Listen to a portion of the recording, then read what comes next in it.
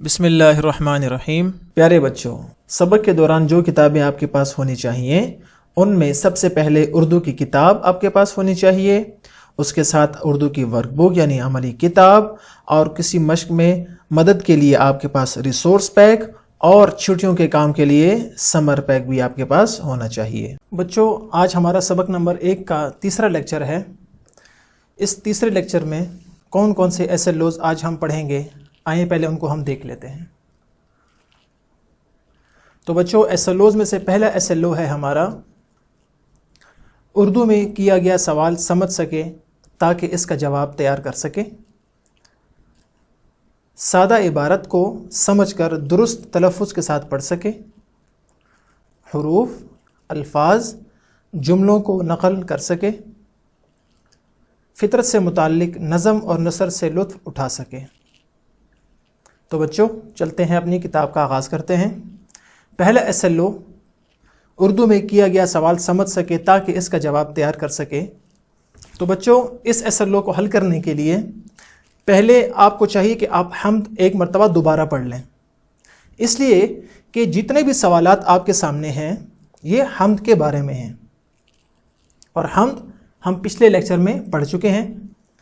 یہ سوالات اسی حمد سے دیے گئے ہیں، اور اگر آپ حمد پڑھیں گے تو اس میں یہ اہم نکات یا اہم پوائنٹس وہ یہ 2 ہیں جو میں نے یہاں پر لکھے ہیں اور آپ کو نظر آ رہے ہیں۔ پہلا کہ سب کام کرنے والا کون ہے؟ اللہ تعالیٰ، شاباش۔ اور دوسرا اہم نقطہ وہ یہ ہے کہ ہر چیز اللہ تعالیٰ نے بنائی ہے۔ تو جب آپ یہ 2 نقطے آپ ذہن میں رکھیں گے اور ان سوالات کی طرف دیکھیں گے تو آپ کو ان سوالات کے حل کرنے میں کوئی مشکل نہیں ہوگی۔ مثلا پہلے سوال کی طرف ہم آتے ہیں، زندگی اور موت کس کے حکم سے ملتی ہے؟ جی بتائیں۔ جی، اللہ تعالیٰ کے حکم سے۔ دوسرا سوال، اللہ تعالیٰ کی بنائی ہوئی 5 چیزوں کے نام لکھیں۔ تو جب آپ حمد پڑھیں گے ایک مرتبہ اور ان میں جن جن چیزوں کا شاعر نے ذکر کیا ہے تو آپ کے سامنے 5 سے زیادہ چیزوں کے نام آ جائیں گے۔ آپ نے ان میں سے 5 چیزوں کے نام اپنی کاپی میں لکھنے ہیں۔ تیسرا سوال ہے کہ دنیا کی ہر چیز کس نے بنائی ہے؟ جی بچوں، چلیں بتائیں، شاباش، کس نے بنائی ہے؟ جی، اللہ تعالیٰ نے بنائی ہے۔ اور ہم نے یہاں پر لکھا بھی ہے دوسرا نقطہ کہ ہر چیز اللہ تعالیٰ نے بنائی ہے۔ اور سوال نمبر 4 کیا ہے؟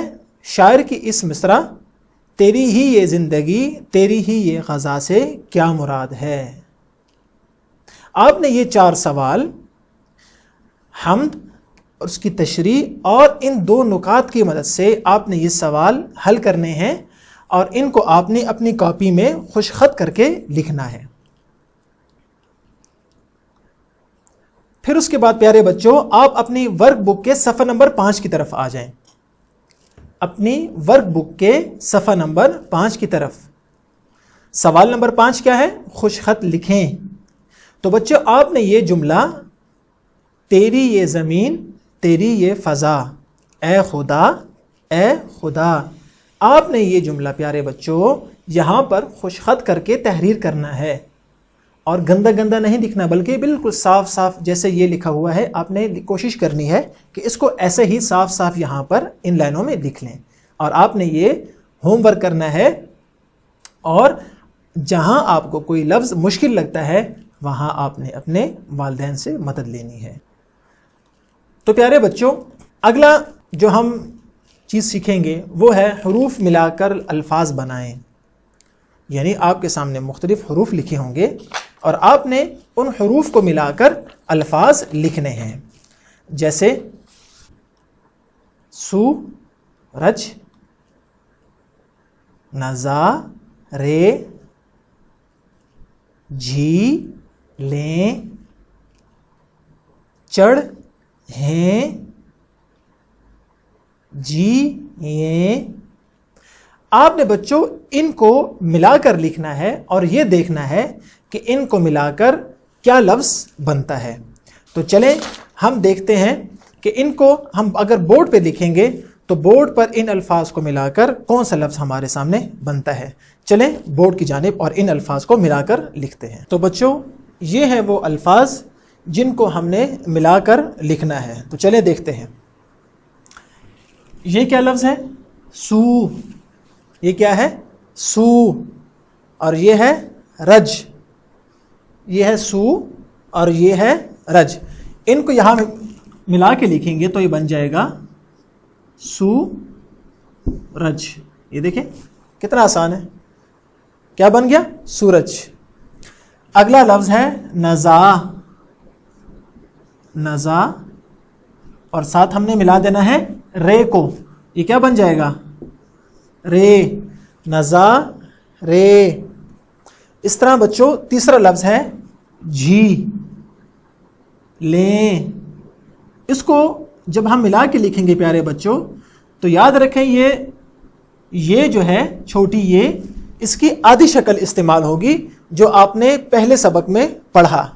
تو یہاں پر ہم یا کی آدھی شکل جھی اور آگے لیں لام یہ اور نون غنہ. کیا بن گیا؟ جھیلیں. جھیل کی جمع جھیلیں. اگلا لفظ ہے چڑھ. یہ ان کو ہم ملا کے لکھتے ہیں چڑھ ہے یہ اور نون غنہ. چڑھیں. چڑھیں. اور آخری لفظ جی یہ. یہاں پر جی یہ کی آدھی شکل اور آگے یہ ملا کے ہم لکھ لیں گے جی. کیا بن گیا؟ جیے. تو پیارے بچوں یہ وہ 5 الفاظ جو یہاں پر الگ الگ لکھے ہوئے تھے ہم نے ان کو ملا کر یہاں پر ملا کر لکھ لیا. تو پہلے لفظ بن گیا سورج، نظارے، جھیلیں، چڑھیں اور جییں. یہ ہے مختلف الفاظ یا حروف کو ملا کر ایک لفظ بنانے کا طریقہ. امید ہے بچوں آپ کو سمجھ میں آ گیا ہوگا. اب چلتے ہیں واپس کتاب کی طرف اور دیکھتے ہیں کہ مزید اس میں آج ہم نے کیا پڑھنا ہے. تو بچوں یہ الفاظ ہم نے ان کی عملی مشق بورڈ پر آپ کو کر کے دکھا دی. اب آپ اپنی کتاب کا صفحہ نمبر 5 کھولیں. صفحہ نمبر 5 پر سوال نمبر 3 کیا ہے؟ ملا کر لکھیں. ملا کر لکھیں. یہاں پر 5 الفاظ آپ کے سامنے یہ دیکھیں نظر آ رہے ہیں جو الگ الگ لکھے ہیں اور ان کے سامنے یہ خانے بنے ہوئے ہیں. پیارے بچوں آپ نے ان الفاظ کو ملا کر ان خانوں میں اپنی کتاب ہی پر یہ سوال حل کرنا ہے. اور سوال نمبر 4 اس شعر کو آپ نے اپنی کاپی پر خوشخط کر کے لکھنا ہے. اور یہ آپ کے گھر کا کام ہے اور گھر کا کام آپ نے ضرور کرنا ہے. امید ہے بچوں آج کا سبق سے آپ کو بہت فائدہ ہوا ہوگا اور آپ نے کچھ نئی چیزیں سیکھی ہوں گی. انشاءاللہ اگلے سبق میں پھر ملاقات ہوگی. السلام علیکم ورحمۃ اللہ وبرکاتہ.